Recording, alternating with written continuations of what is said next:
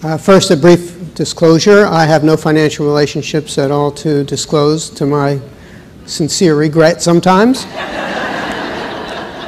And also, to my more frequent regret, the opinions you'll hear are mine and not official positions of the United States federal government or the National Institutes of Health. So first, I'd like to go over a couple of core issues in screening and prevention with regard to both cancer but also medical disease in general. First is that it's very difficult to make healthy people better off than they already are. And unfortunately, it's rather easy to make healthy people worse off than they already are. And that's why we have to do large clinical studies to balance the risks and benefits. And a corollary of that first point is that strong evidence of benefit is important when putting large numbers of healthy people in harm's way. And not just evidence of benefit, but evidence of net benefit, because virtually every medical intervention has attendant harms. And it's the harms that we're becoming a little more aware of in recent years with respect to cancer screening. There are good consequences of screening, some rather important. First, of course, is reduced risk of death from the target cancer compared to no screening. Now, usually the incremental benefits are small enough that we need a randomized controlled trial to determine this, and it's only a very rare circumstance where we can be so confident because of the magnitude of harm that we can forego randomized controlled trials. That's a key issue in my field, and I know you're all aware of that. Second is screening can offer reassurance if the screening test is negative, of course, but this assumes that healthy people need reassurance, and this goes back to the theme on my first slide, and that is most people who feel like they're perfectly healthy actually are perfectly healthy. And so the negative predictive value of a negative test is not very large. If you already have a 99+% chance of being healthy, a negative screening test only offers a very small amount of reassurance, at least from a statistical standpoint. But there are also bad consequences of screening. One is false reassurance when you actually have cancer, because you may ignore a symptom that bears investigation after a normal screening test that's falsely negative. False alarms, which are actually quite common, they go under the rubric of false positive tests, and they trigger harms of an unnecessary workup. Harms of the test itself. There are certain tests that can cause bleeding, sometimes substantial. Sepsis after biopsy. This is becoming a particular problem with highly resistant organisms after the multiple needle biopsies of the prostate gland that is triggered by a PSA test. Detection of a lethal cancer without changing the outcome. So this is unfortunate, but in the majority of cases when a screening test detects a life-threatening cancer, it doesn't change the outcome. That's why you hear relative decrements of mortality in the 10% range, 15% range, which means that the majority of the detected cases, you haven't changed the outcome. And so then you spend more of your remaining life as a cancer patient without actually improving the ultimate outcome. And then finally, detection of non-lethal cancers, and this is known as overdiagnosis. And I have flagged this because it represents the bulk of the rest of the talk.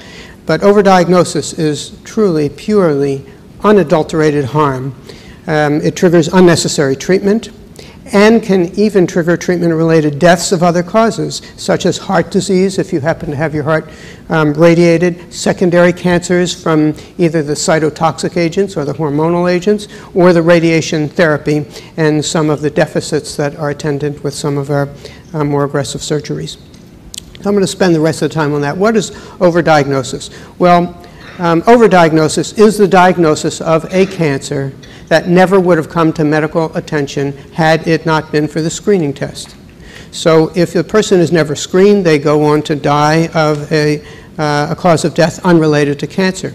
But if they happen to get a screening test, and the screening test picks up a silent cancer that never would have caused a problem, then they are declared a cancer patient, of course, and they are cured. Why are they cured? Because they get therapy almost invariably, and they go on to die of the same unrelated cause of death on the same day, but they are felt to be a success rather than a failure of screening. It's very difficult to detect overdiagnosis at the individual level. So what does it look like at the population level? Well, the classic case of overdiagnosis that most of us have been aware of for a long time is the prostate cancer pseudo-epidemic in the United States. This shows you that you don't need a particularly sensitive screening test to dip into a huge reservoir of silent disease that never would have come to medical attention. And that's exactly what happened with, first, the transurethral resection of the prostate, ERA, TURPS, for benign obstructive disease of the urethra because of the prostate, in which accidental discoveries of prostate cancer were made when the tumor chips that were taken out of the prostate during the resection were examined by a pathologist. But then along came PSA. And this is a relatively crude test, unfortunately. It's not specific for prostate cancer. It's only specific for the prostate gland. And so there are many causes of a rising PSA. But the PSA has led to a huge increase in the incidence of prostate cancer, as you can see. So that over a million men who would never have been diagnosed with prostate cancer since 1973 have been diagnosed. The best, most recent estimates are probably in the range of 1.3 million men. So the stakes are very high. If we've made the right decision in screening all men in the United States, then bless us, we did it decades in advance of the actual data that would justify it. But if we've made a bad decision, then shame on us for having promoted it so widely to so many healthy men and converting so many healthy men into prostate cancer patients. You get a very different picture if you look at the rates of death in the United States, and you can see even though the rates were changing over that same era, not nearly as quickly. So the death rate went up at the time that the incidence went up attributable to PSA and then came back down. When you see that figures that the mortality rate from prostate cancer has gone down by 30 or 40%, as you can see from there, it is measured from the peak of prostate cancer mortality, not from the traditional rates that go back to 1973. We've only more recently gotten back to the rates we were at in 1973, and then a little bit beyond, and a lot of that is due to therapy. We don't know if most or all of it is due to therapy, but the controversy centers on whether or not PSA screening has had anything to do with the decrease in prostate cancer mortality. But this is what overdiagnosis looks like. A lot more diagnoses without much change in mortality. Now what happens, I've already shown you that mortality may not change hardly at all, but the cure rate goes up dramatically. How does that happen? Because the same number of people are dying, but many, many more diagnoses. Survival rate goes way up. Again, same number of people are dying and many, many more diagnoses. This is why it is so misleading to focus on survival rates from the time of diagnosis as a measure of progress in cancer, and can mislead the public into thinking a test that has no value to it is very valuable because survival rates go up. In essence, a screening test dips into a very, very large iceberg, the body of the iceberg, latent disease below the symptomatic water line. And as I say, you don't need a very, very sensitive test. The PSA sensitivity is only in the neighborhood of about 20 or 25%. And because of the geometry of that iceberg, you get a huge number of latent cancers. So what are the requirements for overdiagnosis? First, there has to exist a silent disease reservoir. And secondly, you have to perform activities that lead to its detection, and screening is the most efficient activity that will lead to it, but sometimes awareness campaigns can do that as well. And so I've come to the conclusion over the course of my career that not only is overdiagnosis possible, it is the rule, not the exception, because cancer is a very heterogeneous disease, as we'll see. There is almost always this relatively large reservoir of silent disease, and as we put our research focuses more and more on increasingly sensitive screening tests, we're going to dip more and more into that iceberg and cause overdiagnosis. What causes overdiagnosis is the biology of the underlying tumors and the inherent heterogeneity of cancers. This is a slide that comes from Gil Welsh at Dartmouth College. We conceive of cancer as this is oversimplified, cancer starts as one cell, and that abnormal cell grows along the y-axis over time and reaches a size at which cancer causes symptoms, and then ultimately can reach a size at which it causes death. Reaches the lethal body burden. But along the x-axis is time, and that is we're all subject to other causes of death, not just the death from the cancer that we know about. And so for very fast-growing cancers, we are more likely to die of the cancer than we are of other causes. For slower-growing cancers, we still can die of the cancer, but with a time delay. But there are cancers that are so slow-growing that they would never have caused any symptoms or medical problems before the person died of other natural causes. And there are even cancers that are completely non-progressive, and we're learning there are some cancers that go in the other direction. This is a bidirectional biological process. And if we detect those two, we are committing the person to overdiagnosis. This occurs because of length bias sampling, that is, screening tests are nearly always better at picking up slow-growing cancers than they are at picking up the fastest-growing cancers. And you can see with this test through a population of slow and fast-growing cancers, you are going to enrich the diagnosis for the slow-growing cancers. This is what it looks like at the population level. You've seen the right-hand slide for prostate cancer. That is a lot of new diagnoses with very little change in death. If there's an actual new carcinogen that is important and lethal, you get the picture on the other side, that is increasing diagnoses and increasing deaths.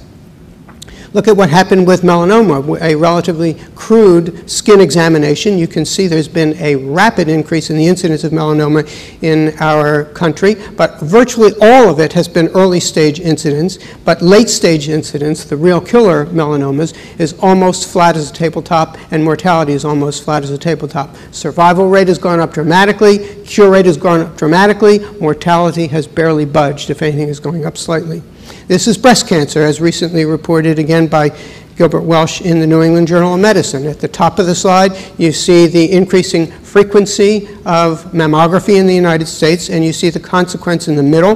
That is, early stage went up dramatically, and then has started to level off, whereas late stage was virtually the same. It only dropped by about 8%. If you look at the unscreened ages of women in the bottom, that is women under the age of 40, they've been about the same. So it's not as though we're dealing with a new epidemic of real disease. We are dealing with an epidemic induced by screening.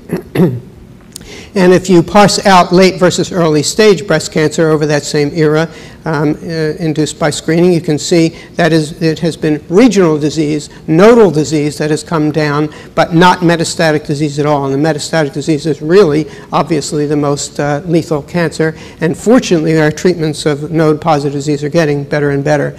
This has occurred in virtually every country where it's been looked at. You can see late-stage breast cancers around the world in countries that have initiated population-based screening, and you can see there's been very little to no impact in many of those countries attributable to screening. And this shows why I have come to the conclusion that overdiagnosis that is screening-mediated is the rule, not the exception. You can see the same phenomena for thyroid cancer, I've shown you prostate cancer, melanoma, I've shown you breast cancer, I've shown you, and kidney cancer as well, with the plethora of abdominal CT scans that we're doing for all sorts of abdominal complaints.